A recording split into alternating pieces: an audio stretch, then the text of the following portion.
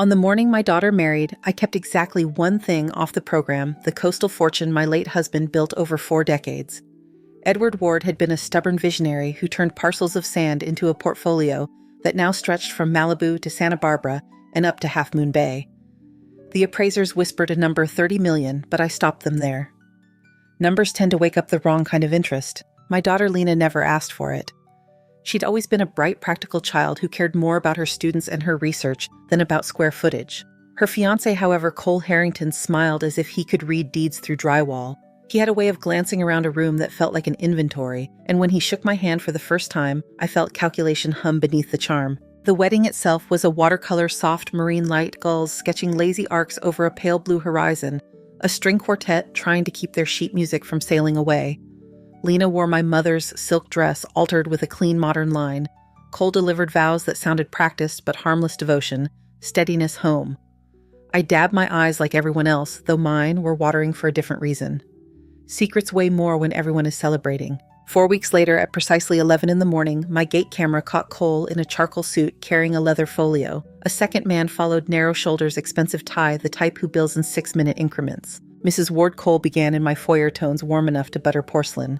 This is Adrian Pierce, my attorney. We thought it was time to discuss the family's financial architecture. He said family the way some men say possession. I served coffee in my best bone china for no reason other than to remind us all who owned it.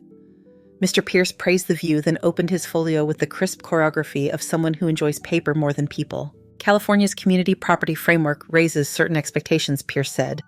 Given Lena's marriage, prudent families establish a trust to prevent confusion. Intergenerational clarity, tax efficiency, continuity of management. Cole nodded solemnly, playing dutiful son-in-law. Lena and I want a safe foundation for our future children, he added. Eyes flicking just once toward the framed aerial of our Santa Barbara bluff lot. I took the draft Pierce slid across the table. The document was thorough, almost tender in how it wrapped legal cotton around steel. In Section 12, a clause yawned open like a trap. If I were ever deemed incapacitated, temporary managerial authority would pass to the co-trustee, conveniently unnamed on page 1, but conveniently initialed CH on page 37. Incapacitated by whose determination, I asked, voice light. A neutral physician, Pierce said smoothly. And how is neutral selected? Pierce smiled. Our office can recommend several well-respected practitioners. Of course they could. I turned another page, tracing the careful language with a fingertip. The structure preserved my lifetime enjoyment, a phrase that always sounds oddly funerary, and granted broad discretion to a management partner to optimize assets in response to market conditions. It was elegant the way an ambush can be elegant, every angle hidden, until you step in the wrong direction. Adrian, I said this is sophisticated work. I appreciate the care. I'll have my counsel review and get back to you next week. Cole's smile tightened a millimeter. Helena, we should trust each other. Families do better when they move as one. Families do best, I said, when they move carefully. He recovered quickly. Of course. It's just that coastal markets are shifting. Delay can be costly. Then a week won't matter, I replied, folding the draft and slipping it into a folder of my own. We spoke in pleasantries for 10 more minutes. When they left, I walked the length of the terrace until the ocean wind cleared the scent of their cologne. I had not told Cole about the properties because secrets buy time and time buys clarity. Now I had both a document and a read on his urgency. Back inside, I placed the trust draft beside the estate files Edward and I had annotated in pencil years ago. Hard assets, clean titles, no liens. My reflection in the window looked older than the woman I feel like, but my hands were steady. Cole thought he had chosen the game and the board. He hadn't. If he wanted to test the guardrails of my judgment, I would be the one drawing the map. I picked up the phone and made 2 calls, first to my attorney to schedule a review, second to a number I had kept for circumstances exactly like this. Part 2 would not be about tea in China. It would be about verification. The second number I dialed belonged to Iris Bell. If attorneys are scalpels, Iris is a bonesaw loud when she needs to be unafraid of mess and relentlessly effective. We met years ago at a charity panel where she dismantled a predatory reverse mortgage pitch with 3 questions and a smile. I was wondering when you'd call, she said after 2 rings. Congratulations on your new son-in-law, Ms. Ward. Congratulations. Every time I get a new son-in-law call, it means I can finally replace my car. I told her about Cole, about the way he said family, about Adrian Pierce's clause that would tuck my assets to sleep and let someone else hold the keys if a friendly doctor pronounced a few syllables. Send me the draft, she said. And a clean headshot of Cole. Full name, date of birth, if you have it. The law firm's letterhead in this part is important. How polite he is. How polite? I'm mapping temperament. Polite men who push are more dangerous than rude men who push. They get invited back. I emailed everything. Iris acknowledged receipt with a thumbs-up emoji and a line, "Give me 48 hours to take the lid off the jar." By the time the sun dragged a silver edge across the horizon the next morning, my attorney, Asha Menon, had already annotated the trust draft with red flags. We sat at my kitchen table with the doors thrown open to the sound of water. "It's not the structure that worries me," Asha said, tapping Section 12, "it's the governance. A family limited partnership can be reasonable if you want to organize assets and plan succession. This," she flicked at the temporary managerial authority language, "is a shortcut to a conservatorship without due process." I thought so. 2 immediate steps, she continued. "First, a firewall. We move operational control of your titles and rent roles into a professional manager with fiduciary duty to you alone. No family, no friends, so nothing shifts by accident. Second, we test their intentions with a harmless decoy." Decoy. Asha's lips curved. "A low-value, high-paperwork asset. A tired duplex we could optimize without consequence. Invite Cole and Mr. Pierce to propose strategy under supervision. If they balk at disclosures, you have your answer. If they overreach, you have documentation. And Lena, we keep her out of the legal crossfire for now," Asha said gently. "Talk to her as a mother, not as a principal." I nodded, then called Lena and invited her to lunch. She suggested a health food cafe where everything tasted vaguely of penance and earnestness. I let her talk about her students for 10 minutes before I mentioned Cole's visit. "He told me," she said quickly, as if that solved something. "Mom, he's trying. He asked Adrian to make a plan so you won't have to worry." "I don't worry," I said. "I verify." The word sat between us like a chrome object neither of us wanted to touch. "Cole thinks you don't like him." "I don't dislike him," I said. "I dislike urgency in men who haven't earned it." Lena sighed, the kind of sigh young people reserve for the elderly when we refuse to play the role. "Mom, he's not after your money." "Is that what he told you?" "That's what I believe," she said, and for a moment I saw the child who crossed a stage at 5 in a cardboard crown making eye contact with the back row as if command were a birthright. "Please don't assume the worst." "I won't assume anything," I said. "I'll just ask to see what any partner would show: taxes, debt schedules, the basic architecture of a life." "That's invasive. So is a trust that moves my signature to someone else's hand." We ate the rest of our lunch with careful good manners. When we hugged goodbye on the sidewalk, her body felt lighter than I remembered. That troubled me more than any clause. That evening, Iris texted open. I called back. "Your Mr. Harrington is a handsome boat with a cracked keel," she said. "He's been Cole Harrington for 6 years. Before that, he signed as Nolan C. Hargrove, and before that, as Cole Nolan Harrison. No criminal record, but he does have several dissolved LLCs, 3 arbitration filings with FINRA. He represented himself as a consultant to a boutique advisory shop, and they fought over fees and 1 quiet tax lien in Nevada that was satisfied 2 years ago. Also, a notice of complaint in a wrongful termination suit from a tenant at one of the properties managed by a company where he served as strategic advisor. The suit was dismissed. The phrase strategic advisor appears often.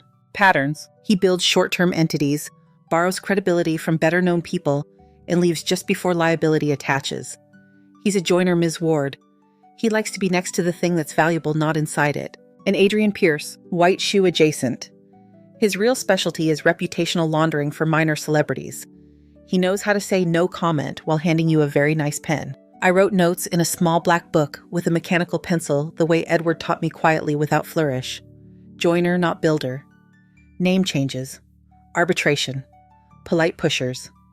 Then I drew a simple box and wrote rules of engagement at the top. Nothing verbal without paper. Every urgency buys a delay. If they ask for access, ask for disclosures equal weight. No new entities without Asha as drafting counsel. No meetings without neutral witnesses. I slept well for the first time in a week. We held the second meeting 3 days later in Asha's conference room, overlooking a canyon that made Los Angeles appear geological rather than personal.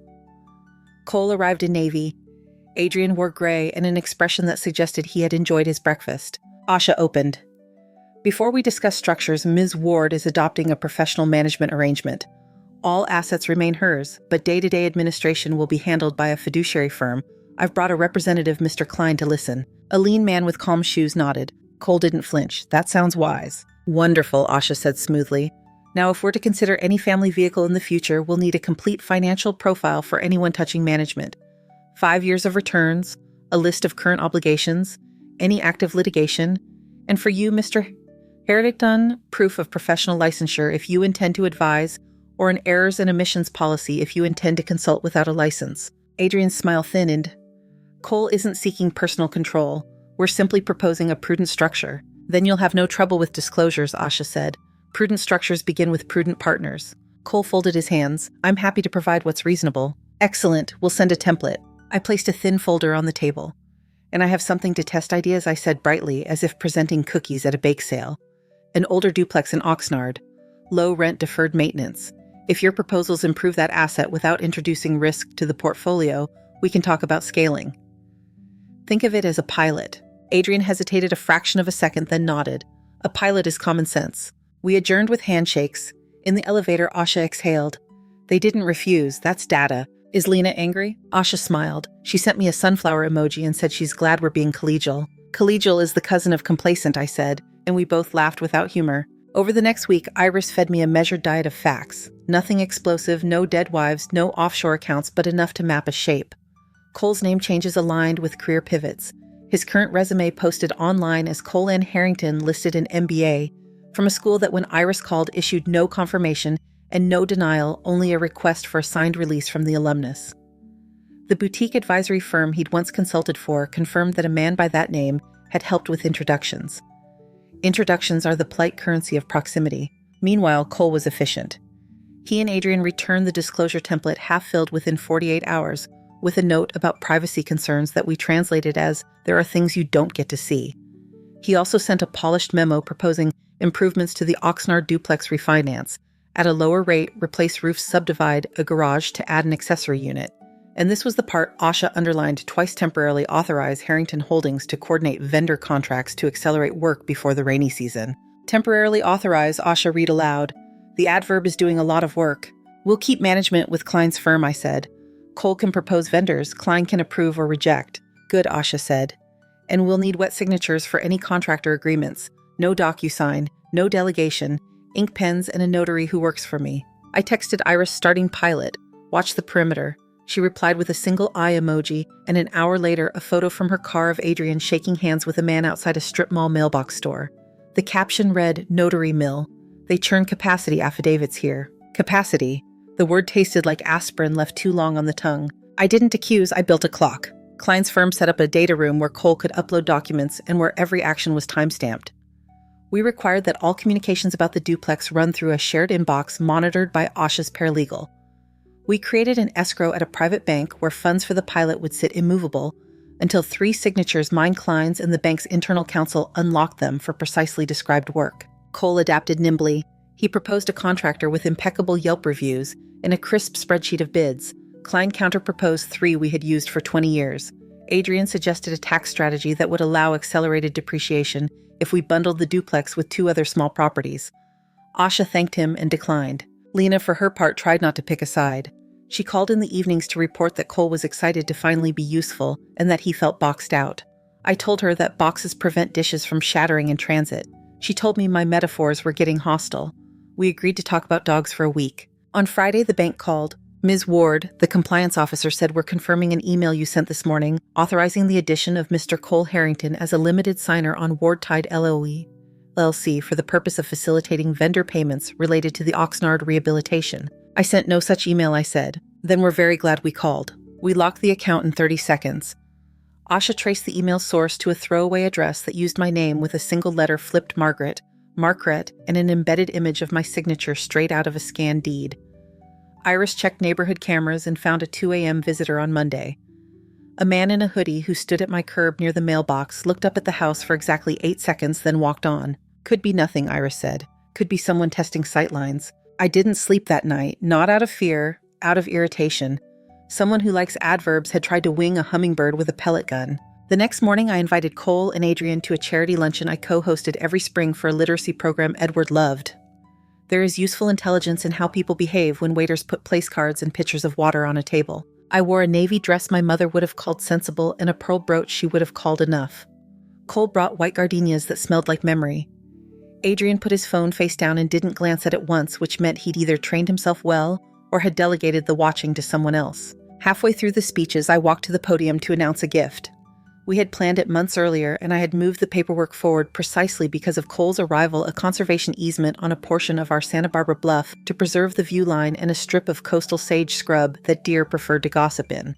It reduced future development options, and with them certain kinds of risk. As of today, I said the easement is recorded. The room applauded. Cole did too, a half beat late. Adrian's smile remained exactly the same. That told me something. Over coffee, Cole leaned close. I wish you'd run that by us. Us. The family, he said lightly. Easements restrict options. Wealth is optionality. Security is also optionality, I said. Sometimes the option you purchase is the right to sleep. He squeezed my hand gently the way men in old movies ask women to be reasonable. I want to help Helena. Help me by sending the remainder of your disclosures, I said. Then maybe we'll discuss options together. He didn't argue, he agreed. Polite men who push. That evening, Iris sent 3 photos. The first was the storefront of a document preparation service in Van Nuys that offered expedited apostilles and mobile notary.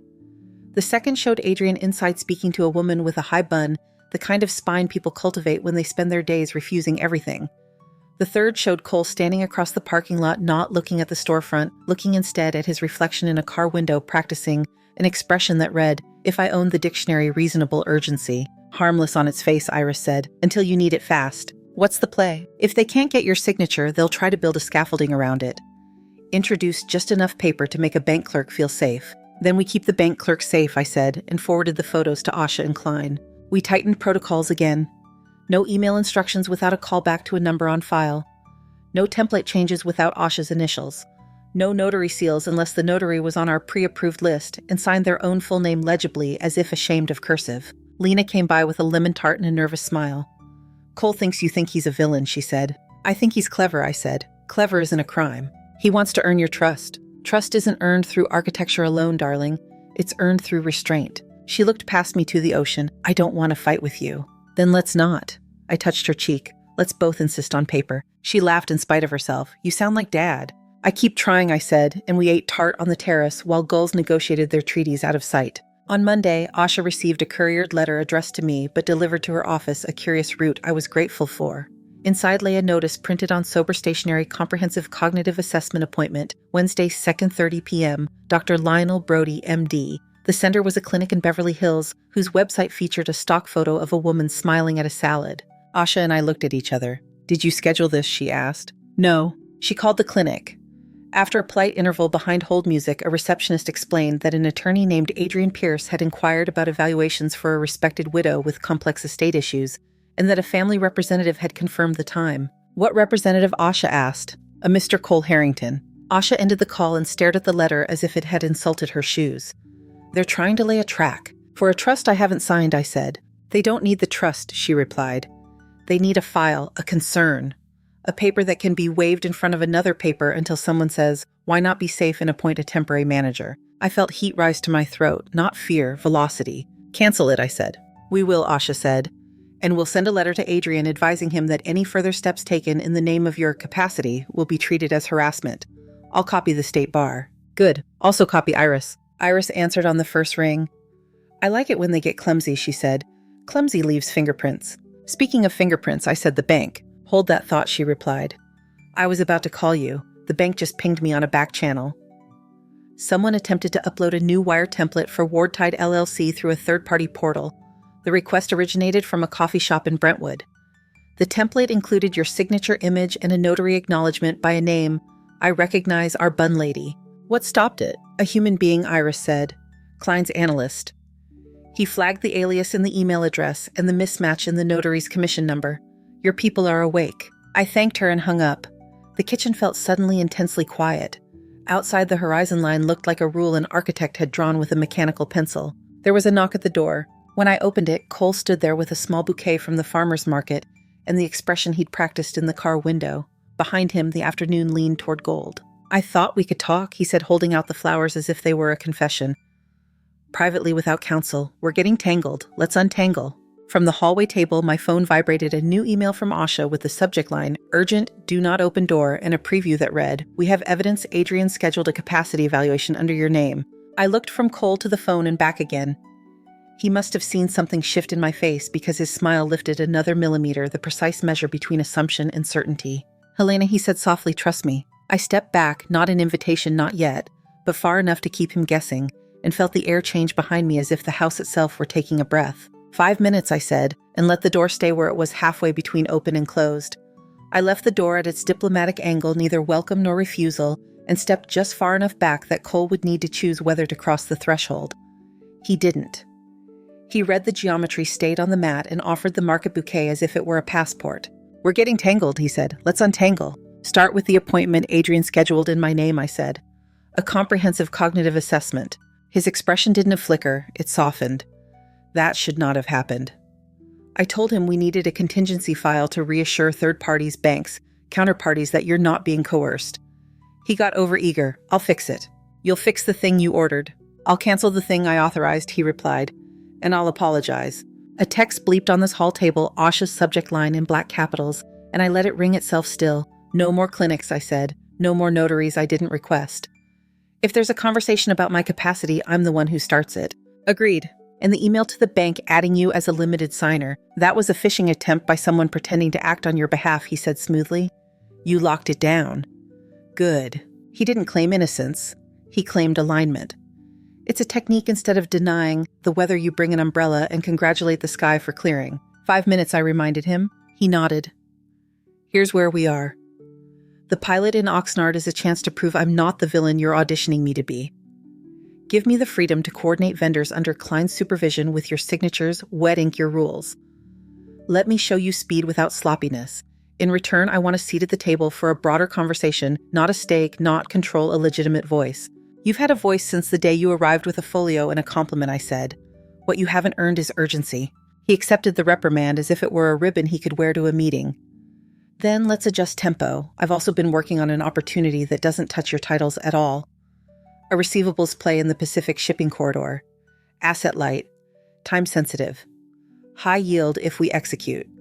I can bring you in as a senior partner. Klein can sit on it if he must. Asha can kill it if any paper smells wrong. He handed me a card I didn't take. No logo, just a number and a 5-letter code embossed so faintly it looked like a secret keeping itself. Think about it, he said, and tell Adrian to stand down on anything medical. It was the wrong move. Wrong or premature. Both, he said, and the honesty was so efficient it felt like a seduction. When he left, I shut the door and called Asha. She didn't scold, she triaged. Her bar complaint draft against Adrian went out before sunset. By morning, the clinic had emailed an apology and a withdrawal notice that tried very hard not to admit who had scheduled what. I spent the rest of the day building a list of things that were mine to control. Signatures, calendars, porch lights, the order of the folders on my desk. Small sovereignty matters when larger structures try to rearrange you. At noon the next day, Iris texted a name, Dr. Naomi Voss, retired CFO biotech, once invested alongside our Mr. Harrington as Hargrove, wants to talk. We met at the museum cafe where donors pretend to eat cake.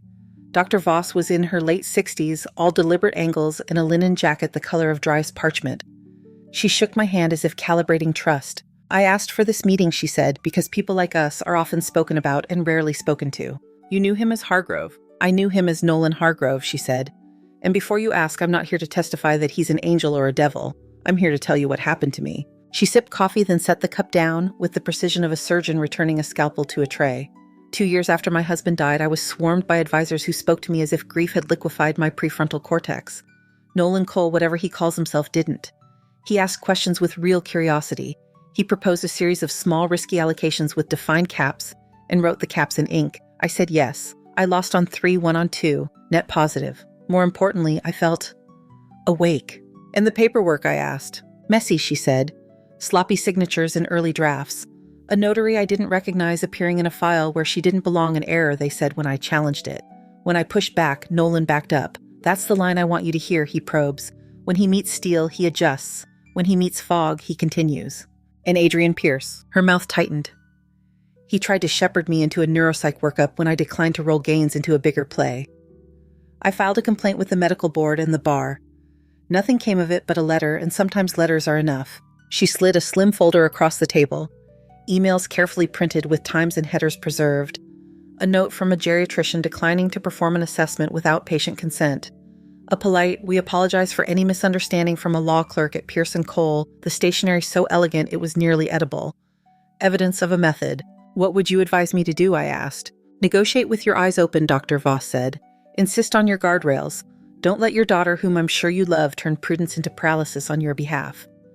Do not under any circumstances sign anything that can be waved in a hallway by a man in a suit who forgets people have names.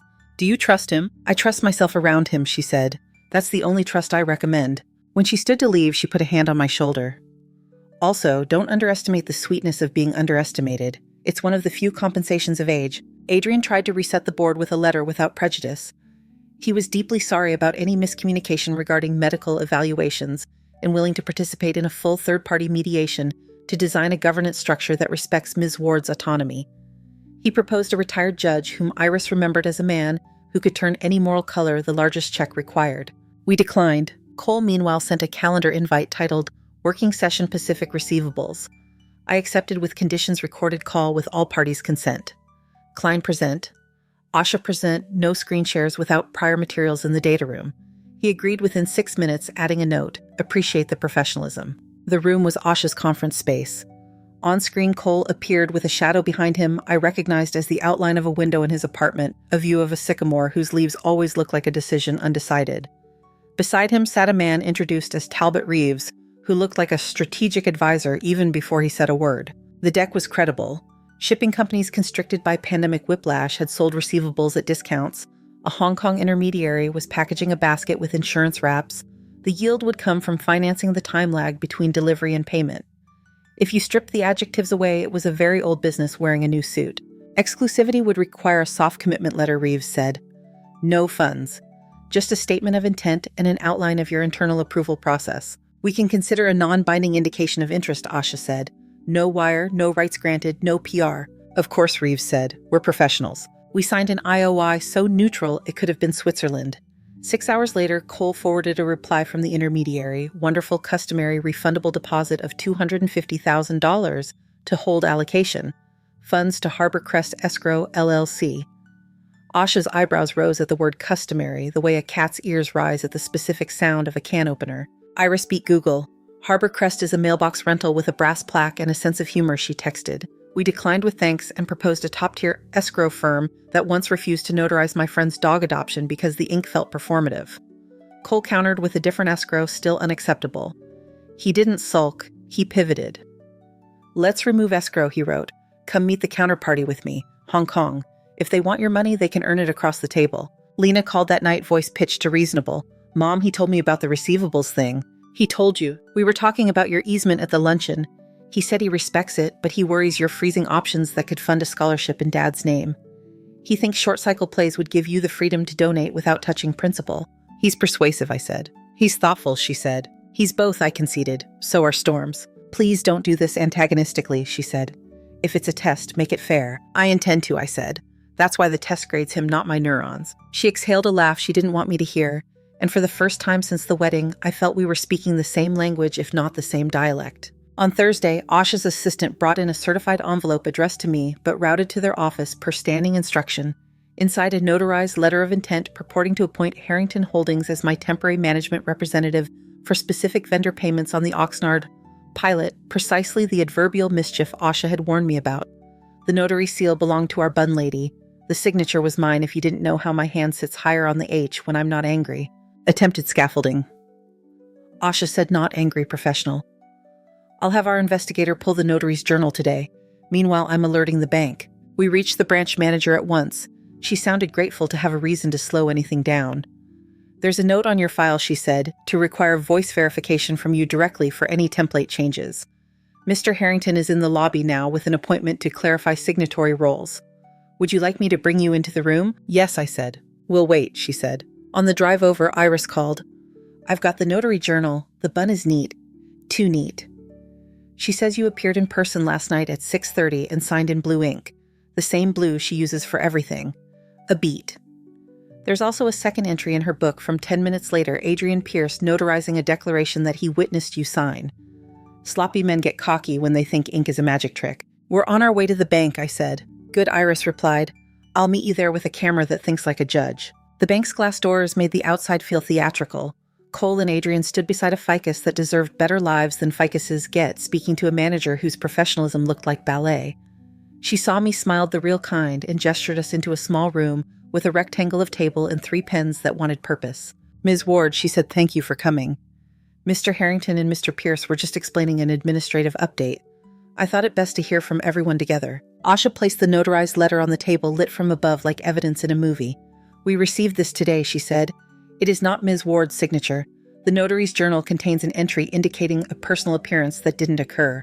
We've notified the county clerk. Adrian didn't blink. I have a copy as well, he said smoothly. If there's an inconsistency, we're happy to withdraw any request predicated on it. You didn't withdraw it, Asha said. You walked into a bank to act on it. Cole looked at me, not at Asha or the manager, and lifted his hands empty. Helena, I can play defense against 10 different kinds of malice. What I can't play against is the assumption that every step I take is a weapon. If you want me out, say it and I'm out. If you want me tested, set a test with rules and I'll take it. But if every conversation is a courtroom, we'll never build anything. The manager glanced at me as if the word build had been said in a zoning meeting. I thought of the easement of Edward's pencil lines in our old files of the IOI sitting in a folder that had not yet decided what future it wanted. All banking templates remain as they are, I said. No changes, no limited signers, no adverbs. Mr. Pierce, you will receive a letter from Ms. Menon memorializing that we consider the notary event a fraud, and that any repetition will be treated as harassment plus a crime. Adrian inclined his head. Understood. And Mr. Harrington, I continued. You will receive a different letter from me. It will contain terms for a test that would satisfy me. You can operate inside rules you didn't write. The Oxnard pilot continues under Klein.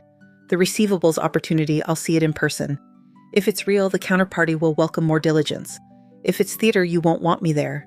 He studied me the way a man reads wind before crossing a rope bridge. Name the terms. My counsel drafts the SPV. Funds, if any, move only through a bank we choose. Every document is filed by our lawyers. Every meeting is in a room with real daylight.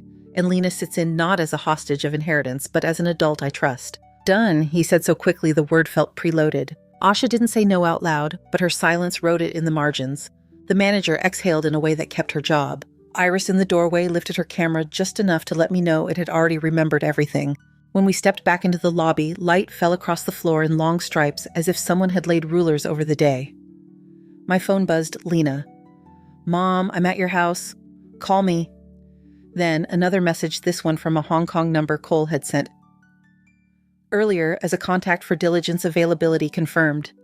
Monday works. Site visit possible. 2 calendars, 2 clocks. One belonged to the bank and the other to the ocean. I stood beneath the bank's HVAC hum and realized there's a particular quiet that comes when you accept that safety and motion are not rival gods. You can move with guardrails. You can draft a parachute before climbing the ladder. Monday, I said to Asha, we fly Sunday night, we go with our paper, our eyes, our daylight. And if the daylight shows shadow, she asked. Then we'll see the shape, I said, and cut it out of the board. Outside the glass doors released us back to the ordinary sun. Cole paused just long enough to meet my eye, not triumph, not defeat, something like equilibrium. Pack light, he said softly. The air there asks you to. Pack honest, I said, because I will. He smiled, not the practiced one, not quite, and walked away with Adrian already composing a letter in his head. Iris fell into step beside me. I like your terms, she said. They feel like a lock on a window. People forget windows are doors that negotiated a truce. Keep watching the house, I said. Always, she replied. At home, Lena was waiting with a mug of tea and an apology she tried to make smaller than the room. I didn't let her. You'll read everything we sign, I said, and you'll ask questions I don't think to ask. Not as my chaperone, as my witness. Her shoulders lowered. I can do that. I know, I said. Also buy shoes that don't blister in humidity. She blinked. Are we? We are, I said. On my desk, the folder with Edward's pencil notes lay open to a page, labeled in his block letters, risk but reason. I put the IOI beside it, penciled a date in the corner, and called Klein to confirm flight details and a local counsel in Central who disdains everyone equally. When I finally turned off the lamp, the house made the old contented creaks of wood that remembers storms. Sleep came quickly, dreams not at all. Sunday would be for packing. Monday would be for daylight. We flew out on Sunday night with paper that could stop a truck. Asha carried the draft SPV and side letters. Klein had a checklist that looked like a pilot's pre-flight. Lena brought a legal pad and shoes that did not blister in humidity. I brought Edward's pencil rules folded in my wallet.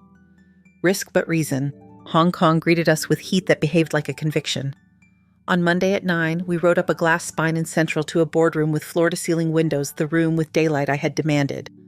Cole was already there, jacket off, sleeves clean. Beside him, Talbot Reeves, and across the table, 2 representatives of the intermediary, Ms. Yu and Mr. Lau, whose poise suggested they preferred numbers to adjectives. Before we begin, Asha said, laying down our terms like placemats. All recordings are on with consent, all drafts pre-circulated, and any changes to templates are tracked. Funds, if any, move through a regulated bank we name under an escrow agreement filed by our counsel. Ms. Yu nodded, amused without being unkind. You have been poorly courted in the past, Mrs. Ward. I have been thoroughly courted, I said. Thoroughly is not the same as properly. They presented the receivables basket invoices tied to routes in the Pacific Corridor, credit insurance letters, a schedule of expected maturities. Stripped of marketing, it was receivables finance the way sale is sale even when you call it foil. Customary refundable deposit to hold allocation, Mr. Lau said smoothly, tapping a line on page 3. No, I said, and slid forward our alternative, a blocked account at a top-tier bank under our signature control or a standby letter of credit issued by our bank, callable only against presentations conforming to UCP 600, HID.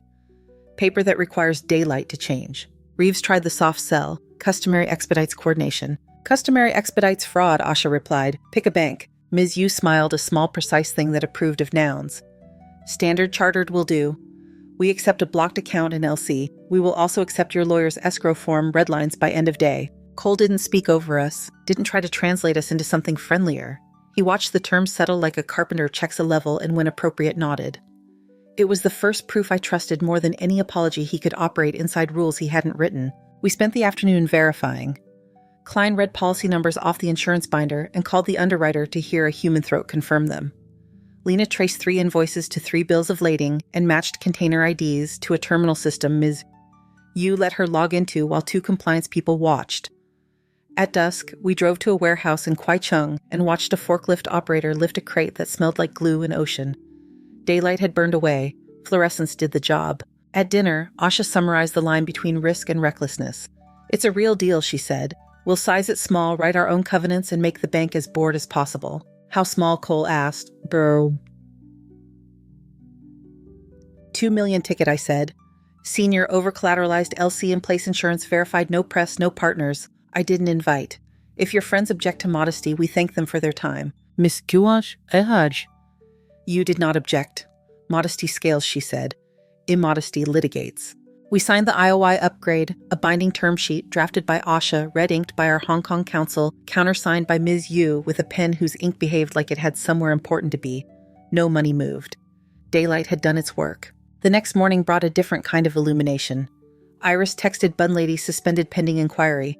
Bar opened a file on Adrian. Attached a scan of the notary journal with its fiction in blue. I sent Adrian a single sentence through Asha. Any further steps invoking my capacity will be treated as harassment and fraud. Cease, he replied with one word. Understood, and for once I believed him. We closed the receivables tranche 10 days later. Funds parked in the blocked account. LC issued. Notices filed. The Oxnard pilot moved 2 roofs, replaced gutters pitched properly. No vendor contracts without Klein's initials written in letters large enough to embarrass a liar. Cole proposed 2 changes. Klein accepted one and rejected one. Cole did not sulk. He took his ribbon and his boundary and showed up on time. On the flight home, Lena slept with her legal pad open on her lap. In her notes, I saw my phrases inside her handwriting, equal weight disclosures. No adverbs. Daylight, and felt something unclench that had been clenched since the day she said, invasive. We had not become the same person. We had become 2 people who could see the same lines on paper. 3 months later, the receivables closed, the insurance paid on schedule, and our 2 million ticket yielded precisely what the math had promised, a respectable, unspectacular clean. No smoke, no fireworks, just money behaving like a well-trained dog. We rolled a portion into a second basket at the same terms. I took the rest and funded a scholarship in Edward's name for students who could turn pencil rules into careers with daylight. Adrian drifted out of Cole's orbit. Polite men sometimes release each other when the vocabulary changes. The notary lost her commission. A bar letter arrived that said very little in many words, but said enough. Iris bought a new camera that weighed less than her opinions. Cole asked only once about a formal role. I offered him a document with a title that meant influence but not authority. External Originations Liaison. Compensation tied to results. No signatory rights, a clause titled Restraints that forbade notaries' clinics, and the word customary unless accompanied by a statute. He read it carefully, smiled at the heading, and signed with a pen I handed him in daylight. Lena and I wrote a different document. We called it House Rules and taped it to the inside of my hall closet where I keep the good table linens and things too honest for display. Paper over promises, delay over urgency, witnesses over whispers, guardrails before ladders, respect before protection. On a clear afternoon when the deer were gossiping in the preserved sage, Lena brought tea to the terrace and sat without agenda. I kept thinking protecting you meant steering you, she said. It turns out it meant walking beside you while you drove. I like my metaphors with licenses, I said, and we laughed for real. And Cole, she asked. Cole is a man who tests fences, I said. Some fences are there for a reason. Some are there because someone liked the sound of hammering. He has learned which is which here. Do you trust him? I trust myself around him, I said, thinking of Dr. Voss of Ms. Yu's pen of Edward's pencil. That's the only trust I recommend. We watched the line where the water met the air draw itself again and again as if practice were prayer. The houses along the coast looked exactly like money never does still. Somewhere a string quartet tried to keep their sheet music from sailing away. Somewhere a banker felt bored in the way that keeps honest people employed. Inside on my desk, the folder with Edward's block letters remained open to risk but reason. I added a 6th line in my own hand: daylight is the only escrow I trust. That night, I slept the sleep you purchase when you refuse to mortgage your name. And in the morning, I woke to a message from Ms. Yu, third basket assembling. Your terms hold, and another from Lena Coffee. No law, just coffee, and a bouquet at the door with no note because none was needed. I let the house take a breath. Then I opened the door all the way. Thank you so much for listening to today's story. If this story resonated with you or made you reflect, I'd love to hear your thoughts, so feel free to share them in the comments below. And don't forget to like, subscribe, and hit the notification bell so you won't miss the next story. I'll see you next time as we continue exploring more journeys and lessons together.